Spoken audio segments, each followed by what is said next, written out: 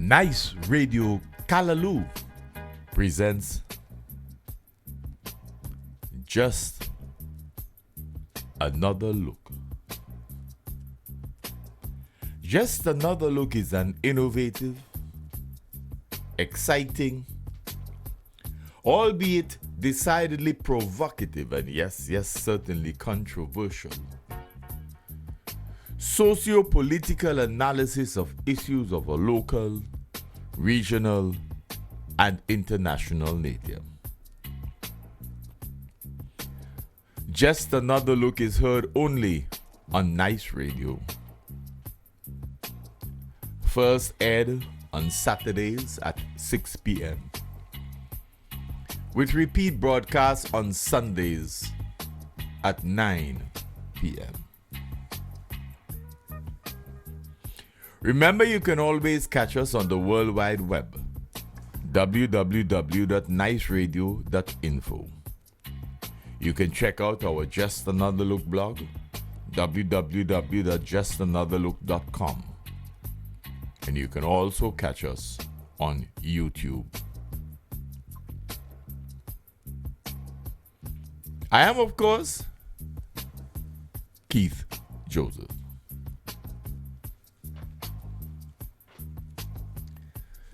Today, dear friends, is Saturday, the 21st day of March, 2020. Welcome to another edition of your favorite program, Just Another Look.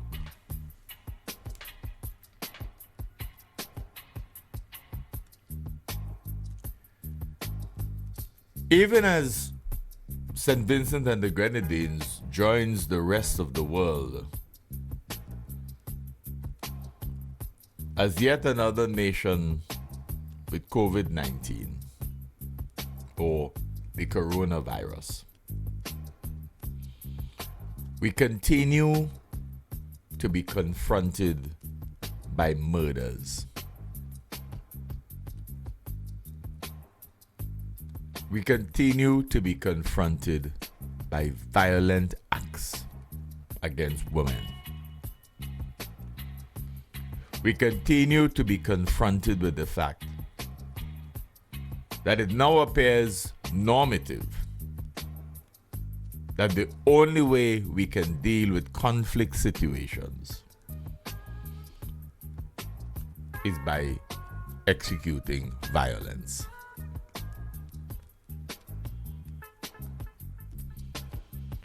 The problem for us is that we are not really addressing the problem.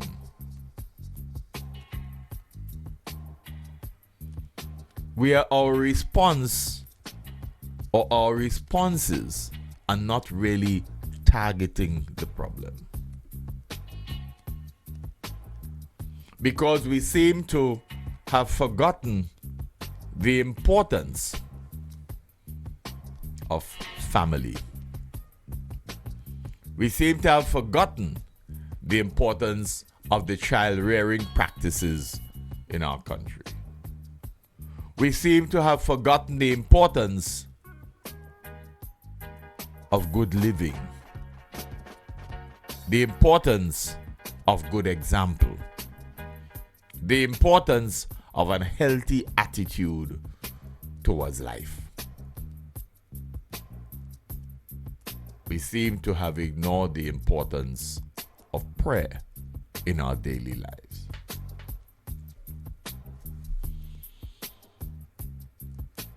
While the Commissioner of Police of St. Vincent and the Grenadines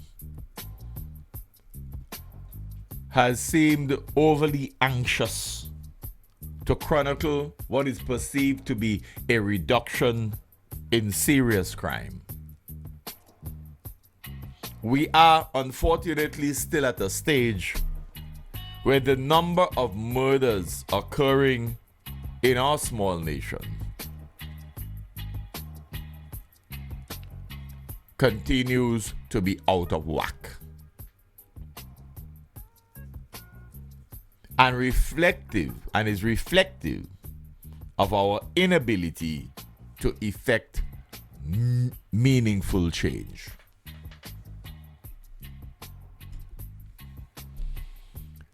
While it is true that we have established several new national records for murders since 2001, we have nonetheless, even when we have started reducing the number of murders, we don't seem to understand that having more than 6 or 7 murders a year for our population size may still well be too many. What it is about our society that prevents us from adequately preparing a response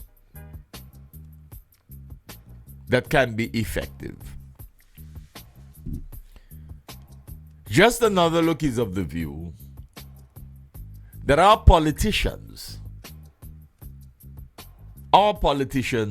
are not particularly truthful with us. We were promised in 2001 a consultative democracy. In the beginning, in the first year, when people started leveling criticism at the new administration, Burns-Monady, among others, in the media, chided those who were critical of some aspects of governance as they saw it.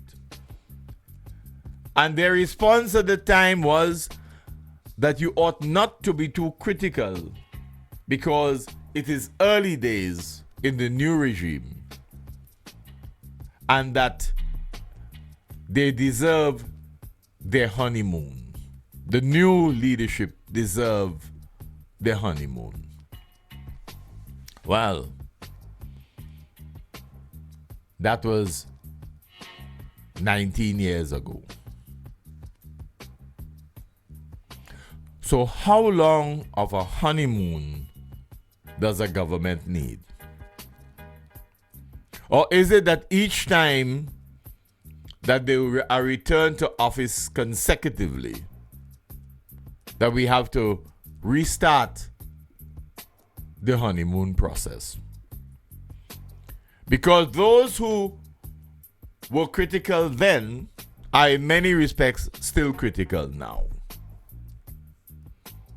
On the other hand, the minions have moved from being emboldened in the early stages of ULP governance in 2001 to being hugely dependent on the ULP in 2020. They are victims of the psychological syndrome of dependency. They recognize that for them to benefit from the political and economic largesse of the ULP's leadership, they have to be almost totally dependent.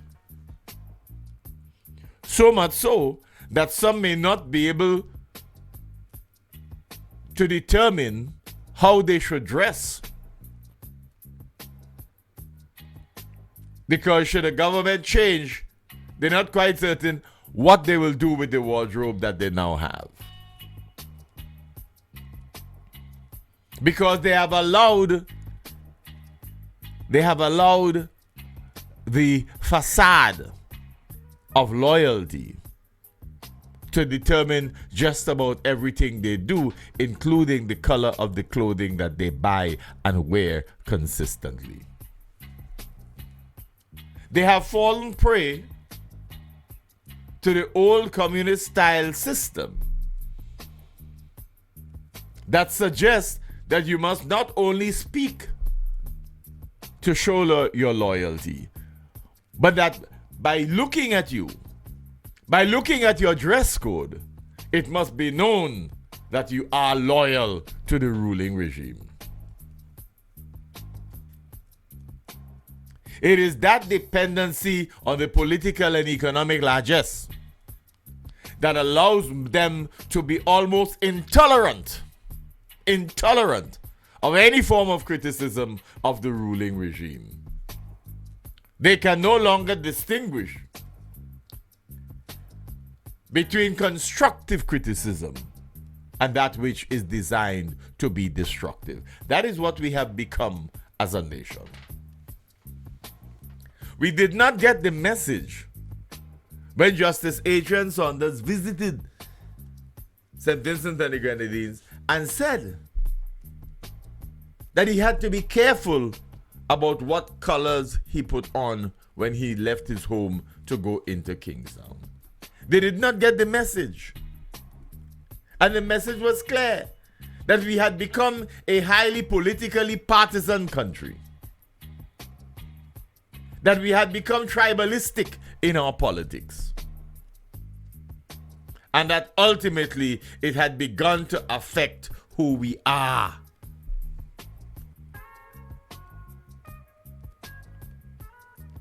That is our reality. And so it is not at all surprising that our main response to conflict is violence. It is not at all surprising. Because we can say without fear of contradiction that the political tribalism in our country adds to that reality. It speaks to that reality. It is reflective of that reality.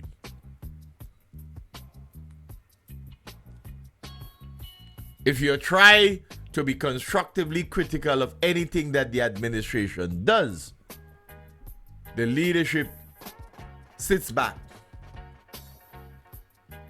and allows the minions to launch their vicious attacks. And if they believe, or so it appears, if they believe that though the attacks of the minions on their critics are not sufficient, then you will hear it from the platforms.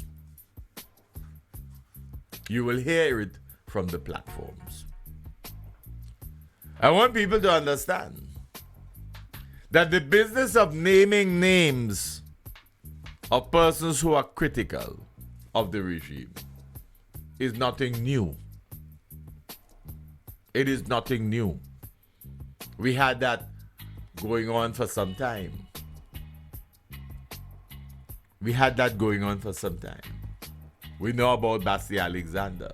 We know about Adrian Fraser. The business of who is targeted, who is identified. When the names are called, the intention appears to be that the targeted individuals are to become fodder for the minions of the ruling regime. That appears to be the intention. So you have become open season. Whether you're bring or you're too cool, you have become open season. Jomo became open season long before he recognized he was open season.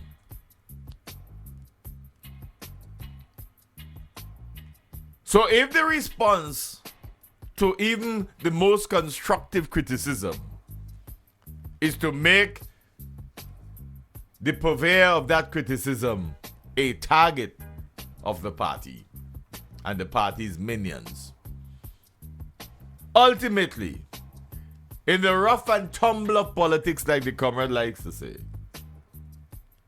ultimately, violence becomes an option. Violence becomes an option.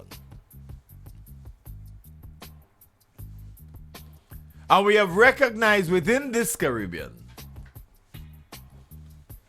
that in some countries, the political situations can become extremely volatile.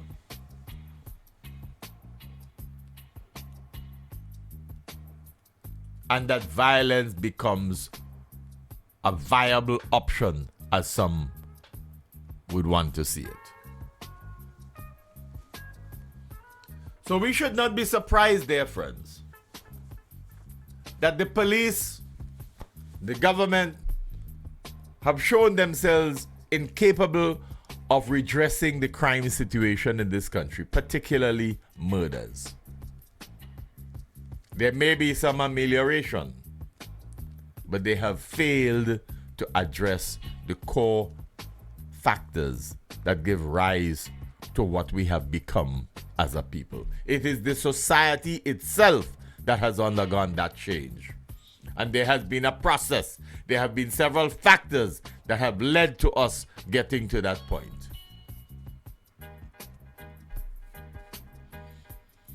We have to understand that we can do better. But it is extremely difficult in the absence of that consultative democracy that was promised in 2000 and 2001. In the absence of any genuine commitment to meaningful change that involves the majority of Vincentians, we are left to continue along that path. Children born today are being exposed to that kind of tribalism. As we mentioned last week in our program,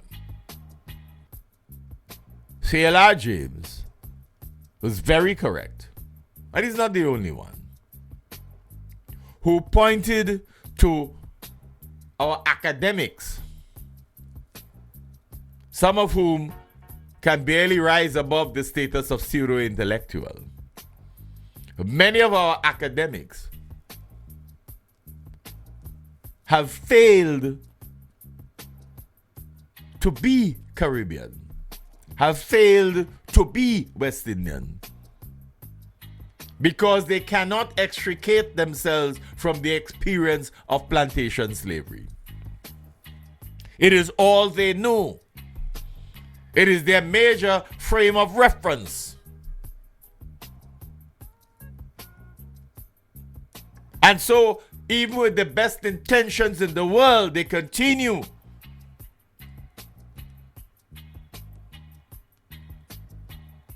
to purvey a system that takes delight in the class system, that takes delight in perpetuating racism, that takes delight in promoting the values of one group of people in the society at the almost total exclusion of others. Let those who wish to hear listen. Apply your own critical thinking skills and not be deluded into accepting blindly what anybody else says, including the host of Just Another Look. It is you who must apply your own critical thinking skills and emerge with your own analysis and allow that to guide you in what you say and do henceforth. Despite the numerous marches and the numerous days of prayer, this country, this Hairuna, this St. Vincent and the Grenadines, continues to its downward spiral into social decadence. We have become a socially decadent society. And many of our leaders have lost the moral authority. The moral authority to lead.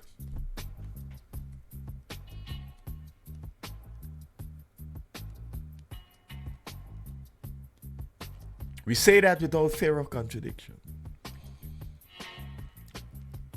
That it is, we can challenge the current leadership on issues of morality, on issues of ethical standards. But we are afraid to do so as a people. Because we are too hamstrung, too focused on mammon. That is all we can see. Mammon. And that is the reason why one political party after another, one rally after another, one election, general elections after another, continue along the same path of believing that you have to have the rum, the roti, the politics, the beef, the bully beef, etc., etc. You have to have the galvanized, the cement, the lumber, and steel to hoodwink people into believing that this is what we are about. All you're good for is your vote. And to get that, all we have to do is to give you something. Fling an envelope with money under the door. Make sure you show up at every rum shop and buy drinks for everybody. And give you enough lumber, galvanized steel, and cement to be able to sell some. We have never had a detailing of the distribution of lumber, galvanized steel, and cement that the government buys every so often in the Lives to Live program. But people boast of how much they get each time this comes around. There seems no accountability to the nation. That is why we ought not to be surprised with the chaos that existed in Parliament recently, where the government has been doing its own thing, literally. And the new Minister of Finance, without any apologies from the previous Minister of Finance, the new Minister of Finance seeks to guarantee the Parliament seeks to guarantee the Parliament, the nation's biggest talk shop, this wouldn't happen going forward. Tell us why it happened in the past. Tell us it was wrong in the past because you know it was wrong. But some people are too big to apologize. It was not an accident. We have been told time and time again how prudent our political leadership is. How exemplary is our style of governance. And yet we were able to fool around in government, to be able to go beyond limits allowed under the system. And without any apologies, we have the new Minister of Finance saying, we guarantee you this will not happen again, and immediately seeks to have the threshold raised. There is no sense of shame. And that's why we can say without fear of contradiction, there's an absence of morality. We have lost it. Our leaders have lost it. And the members of the electorate no longer seek it because they recognize that that is the dominant system in our country today.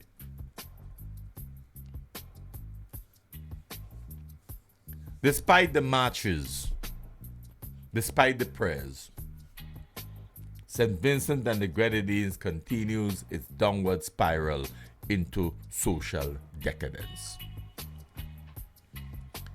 You know, governments have a way of having people believe that everything they do is in the people's best interest.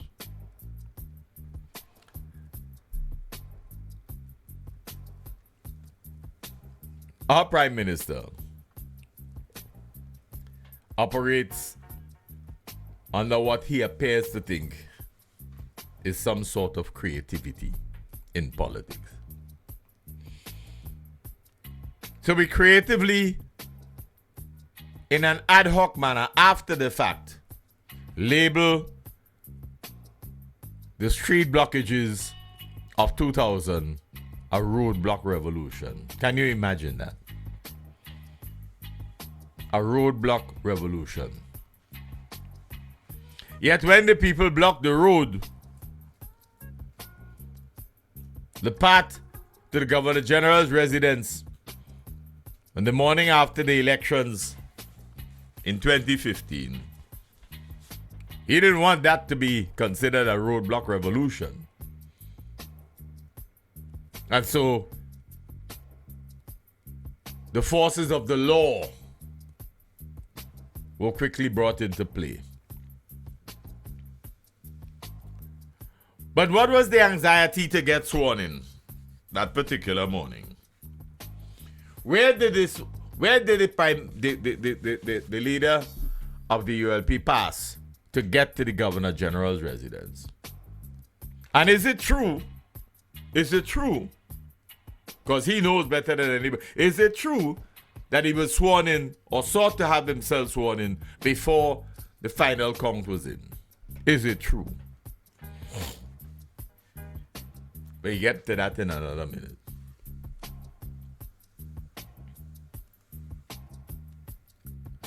So, his creative genius allows him to talk of a roadblock revolution. Because one can only hazard a guess that that's how he wants to write himself into the nation's history. His creative genius allowed him in his first independence address, a major platform for a first-time prime minister, in chronicling the political history of this country. When he reached 1984, hopscotched to himself, sending a signal to the nation that as far as he's concerned, this country experienced a hiatus between 1984 and 2001. 17 years. That in his first independence address, a few months after having been officially elected democratically, and having promised a consultative democracy, having promised a commitment to moving from Labour now to Together Now. Elected at the end of March 2001, and by October 27, 2001, ignored completely in his first major independence address. 17 years of governance. Why? Because it was another political party. That is the extent of your creative genius. What message were you sending to the people? What message were you telling the youths of this nation? What message are you telling the youths of the nation when they review your own political history and that particular period in your history? What are you telling the nation? We have to understand that that is symptomatic of a line of thinking, an attitude towards governance that leads down the road to violence as a form of conflict resolution. The creative genius allowed for taking what was originally scheduled to take a longer period of time in education and to label it an education revolution. And you have the minions all over the place, can't seem to be able to speak without talking about an education revolution, yet being unable, 19 years down the road, to explain precisely what constitutes an education revolution in St. Vincent and the Grenadines. There is none. There is no such thing other than a figment of the Prime Minister's imagination. And he has gotten his minions and his officials to keep repeating the same political garbage. And he knows it. He knows it. And he must smile every time one of the minions mentions an education revolution or roadblock revolution. It's the same thing. The creative genius They led him to travel to the Port of Spain and be part of the Port of Spain Declaration with the Ministers of Health of CARICOM and declare that what we need is a wellness revolution. And the minions of CARICOM, those who were supposed to be leaders within the region, showed themselves pure acolytes of the established order. They were repeating, and they still repeat it, regurgitating the same rubbish. We need a wellness revolution in the Caribbean. What in God's name is that? The man who gave the term epitomizes everything in his stature other than evidence of a wellness revolution.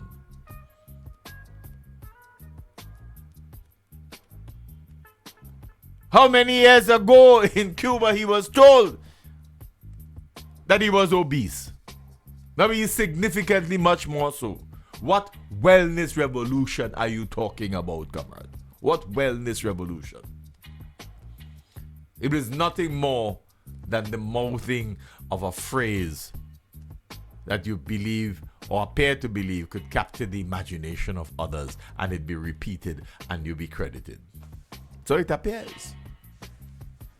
We have to understand the politics of Gonzales.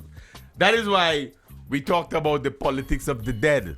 You remember that period when he was on almost everybody's, almost doing eulogies all over the place. We've talked about his politics of fear.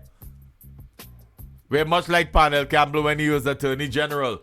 We're getting so much of a sense of, well, you could get locked up for this. You could get locked up for that, etc., etc. And we ask over and over again, what role did the drug barons in this country play in the ULP's political campaign of 2000? And what did the drug barons get out of it?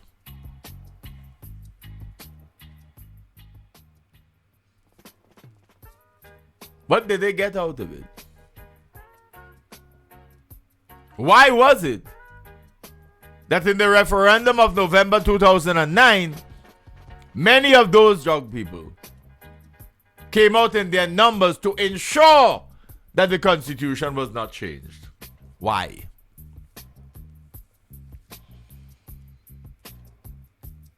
And did they make the wrong call then?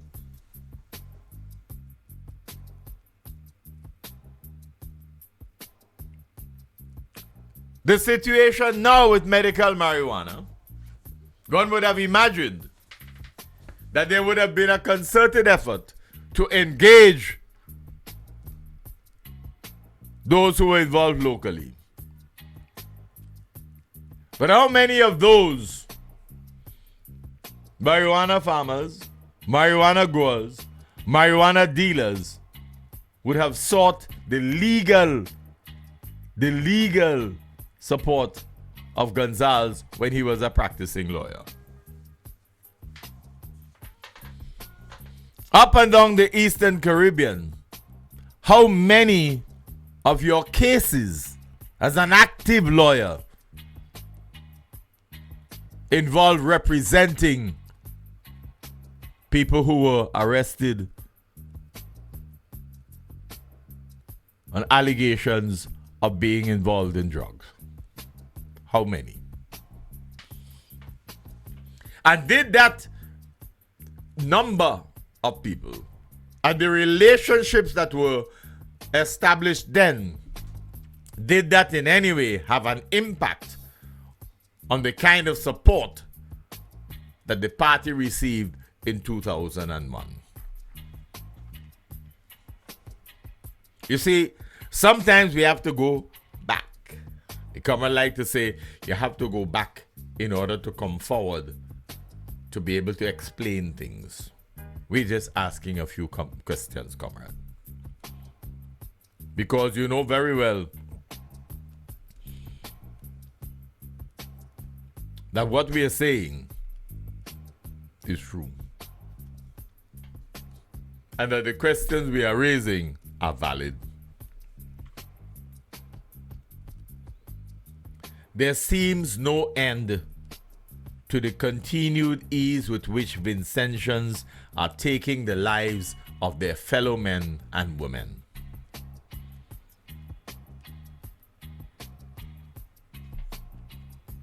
We are seeing some of the most gruesome murders. We're seeing some of the most brutal acts of violence against our women.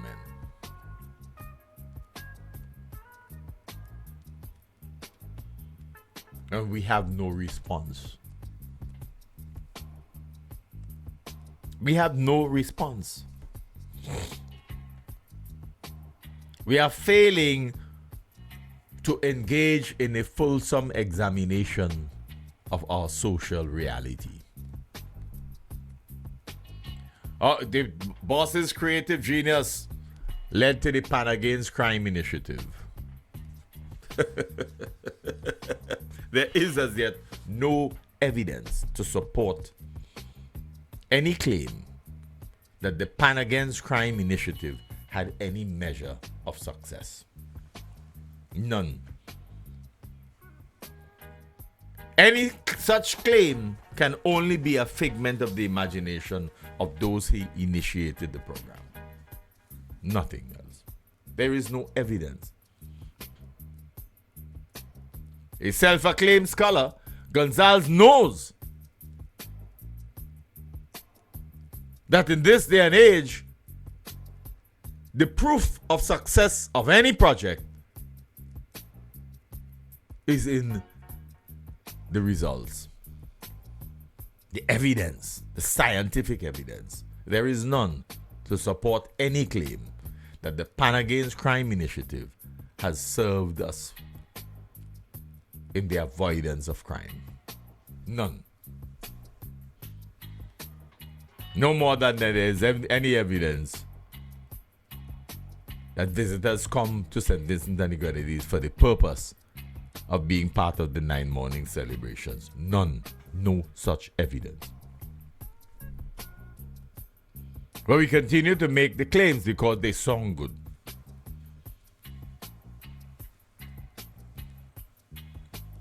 And now recognizing that there is no evidence that the Pan Against Crime has worked, we've now latched on to the other one, Sport Against Crime. The joke about that is that sport has always been against crime. You don't have to create a Sport Against Crime commission, my friend.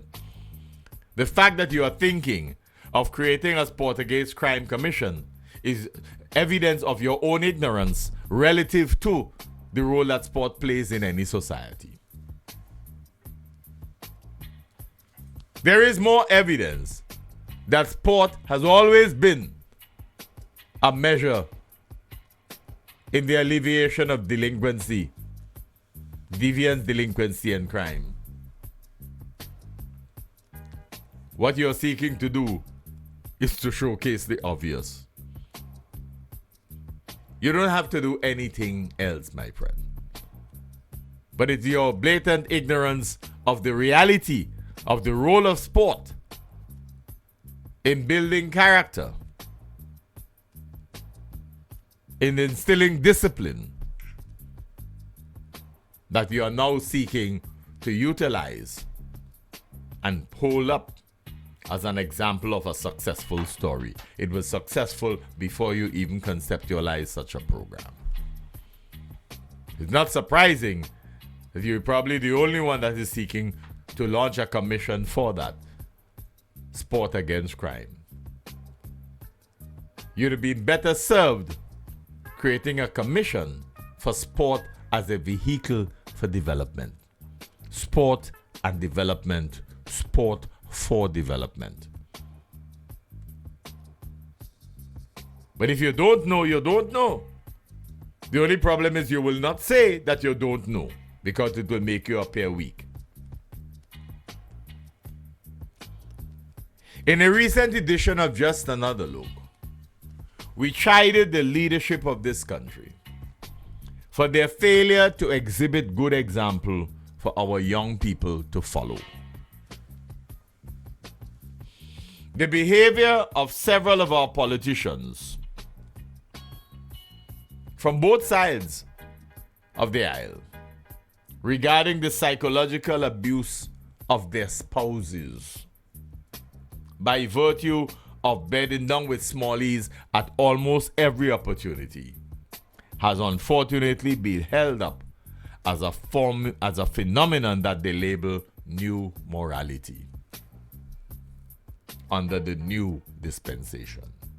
I want to repeat that because I want us all to think seriously of this truth. The behavior of several of our politicians, regardless of political party, because it is pervasive in Vincentian society.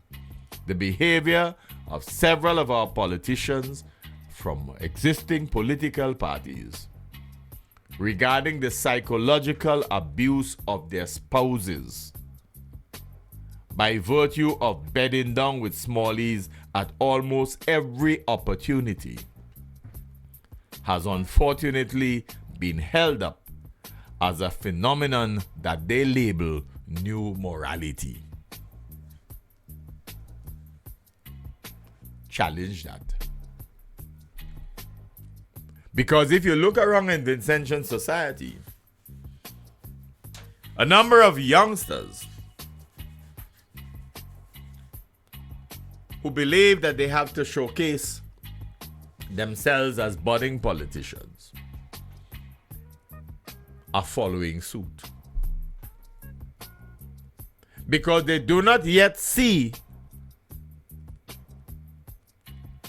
the way in which they treat their girlfriends and their wives as a form of abuse. Abuse of womanhood. They ignore the fact that their own children are pointing accusing fingers at them. Because the children understand only too well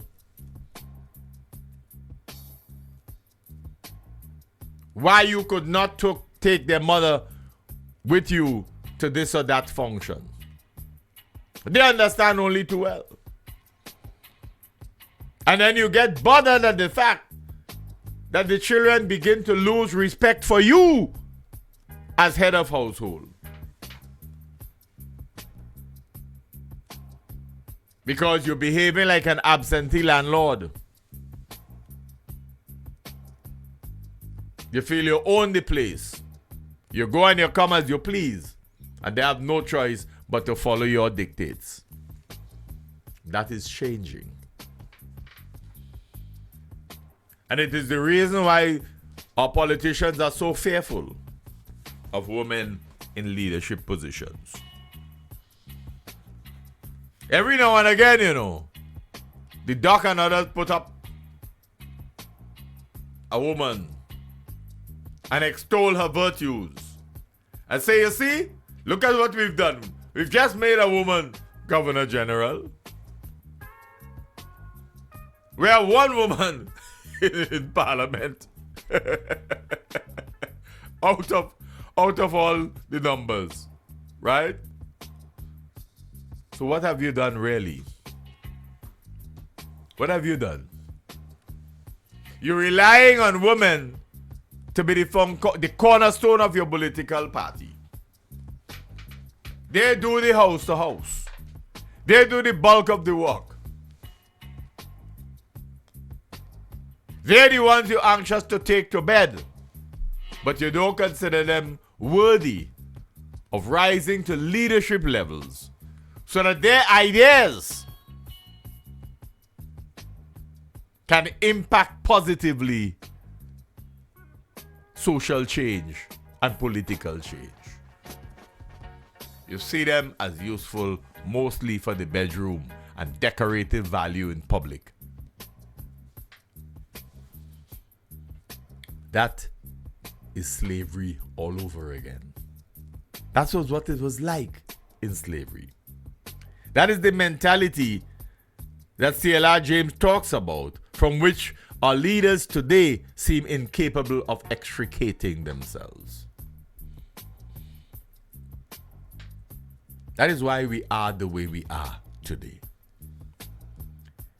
In an unfortunate twist of fate, the same politicians stand on one platform after another, bellowing their commitment to quote-unquote family,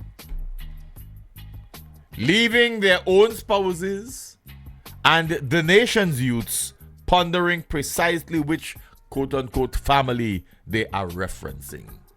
Is it the one with the small e? Or is it the one that they left at home? Our leaders today, dear friends, unfortunately, fall well short of what we term exemplary. They are themselves despicable examples of how our youths, especially our young men, should not behave. Our leaders today fall well short of what we would consider exemplary. They are themselves despicable examples of how our youths, especially our young men, should not behave. Given the challenges facing the leaders in the religious fraternity today in St. Vincent and the Grenadines, the society is in a chronic social malaise. Our desire for material things have created generations of frustrated youth. We have failed to adequately address the problems of poverty. We have failed to adequately address the problems of unemployment and underemployment and their consequences. We have failed to adequately address the issue of deviance, juvenile delinquency, and crime in our society. Each week, we can identify a new vagrant on our streets. Each week. Each week, we can identify a new vagrant sleeping on the concrete somewhere around Kingstown. Each week, we see people being confronted by vagrants begging for something. Each week, we see new ones coming forward. The difficulty in our society is accessing truth. The major problem for us is accessing truth in almost every aspect of governance in St. Vincent and the Grenadines.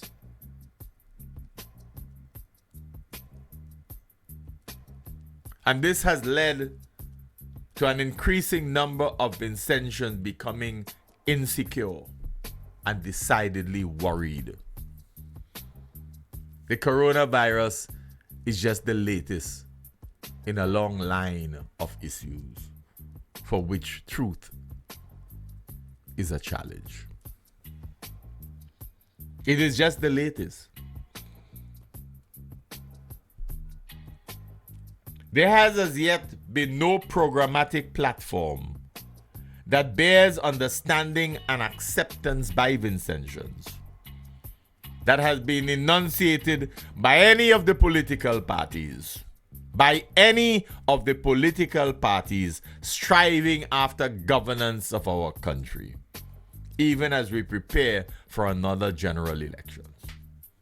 We make that statement without any fear of contradiction.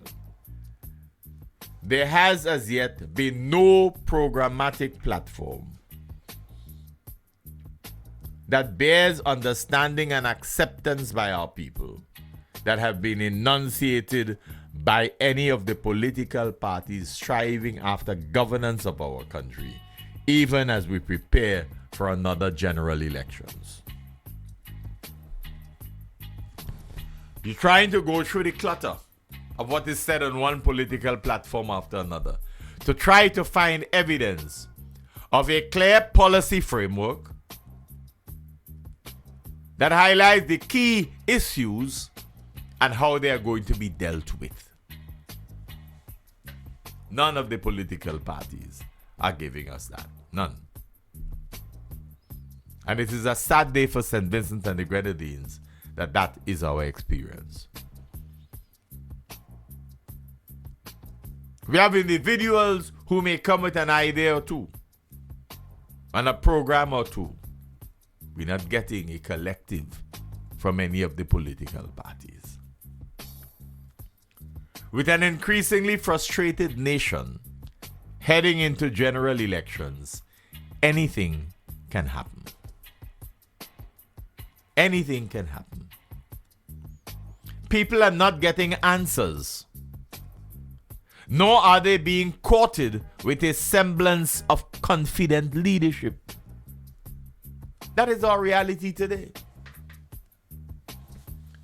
This is adding to their frustration as young people. What we're having are politicians as individuals patting themselves on the back and thumping their chests, being satisfied that they are making their own personal contribution, and they boast of that contribution without ever taking into consideration the nation's well-being and the importance of presenting to the nation a party of cohesion, a party of ideas, a party of policies,